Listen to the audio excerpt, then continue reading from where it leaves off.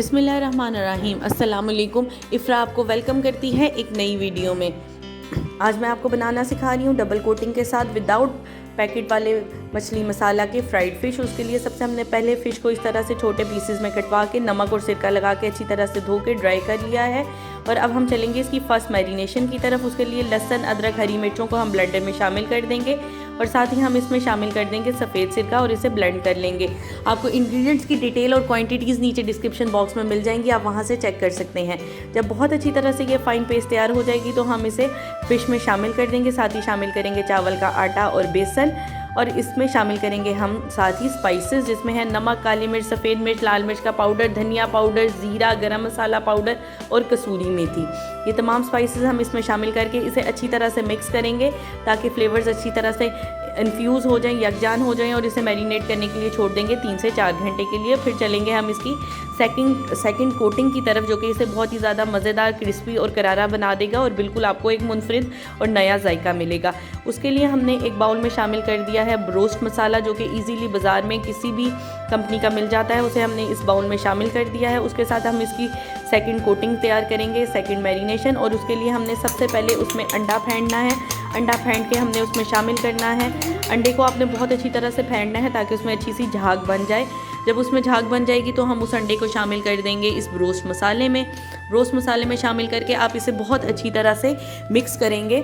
Mix करने से ताकि उसके अच्छी तरह से लम्स ना बने। फिर आप इसमें शामिल कर देंगे पानी। पानी की मदद से आप इसका मुनासिब गाढ़ा बैटर तैयार कर लेंगे। आपने एक साथ सारा पानी शामिल नहीं करना है, थोड़ा थोड़ा करके आप पानी शामिल करेंगे और इस तरह की कंसिस्टेंसी का बिल्कुल नॉर्मल सा बैटर तैयार कर लेंगे।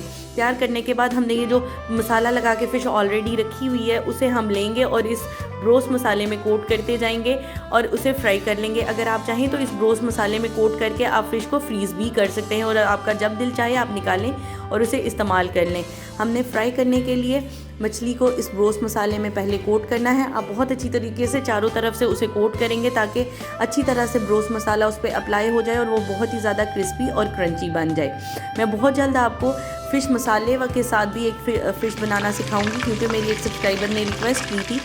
आप जब इसे शामिल करेंगे ऑयल में तो आपने ऑयल में शामिल करते ही उसे नहीं चलाना, नहीं तो आपकी कोटिंग निकल जाएगी। 3 से 4 मिनट बाद जब एक तरफ बहुत अच्छा सा कलर आ जाएगा तो आप इसकी साइड चेंज कर देंगे। आपने मीडियम टू लो फ्लेम पे इसे पहले फ्राई करना है एक साइड पे। फिर जब एक साइड पे कलर आ जाएगा तो आप इसे मीडियम टू हाई फ्लेम पे फ्राई करेंगे और दोनों तरफ बहुत अच्छा सा गोल्डन कलर दे देंगे। और जो हमारे किनारे हैं उन्हें भी हम चुमटे की मदद से पकड़ के बहुत अच्छा सा क्रिस्पी कर लेंगे। ये देखें, अभी मैं आपको दिखाती हूँ। हमने इस तरह से जब दोनों तरफ कलर आ जाए तो हमने चुमटे की मदद से इस तरह से कवर खड़ा करके उसे दोनों तरफ से क्रिस्पी कर लेना है। जब दोनों तरफ इनफैक्ट चारों तरफ बहुत अच्छा सा क्रिस्पी कलर देखें आ चुका है, अब हम इसे डिश आउट कर लेंगे और इसे सर्व करेंगे चिली डिप के साथ, जो कि मैं ऑलरेडी आपको अपने चैनल पे बनाना सिखा चुकी हूँ। उसका लिंक मैं नीचे डिस्क्रिप्शन बॉक्स में और ऊपर आई बटन में दे दूँगी, आप वहाँ से चेक कर लीजिएगा और उसे बनाइएगा।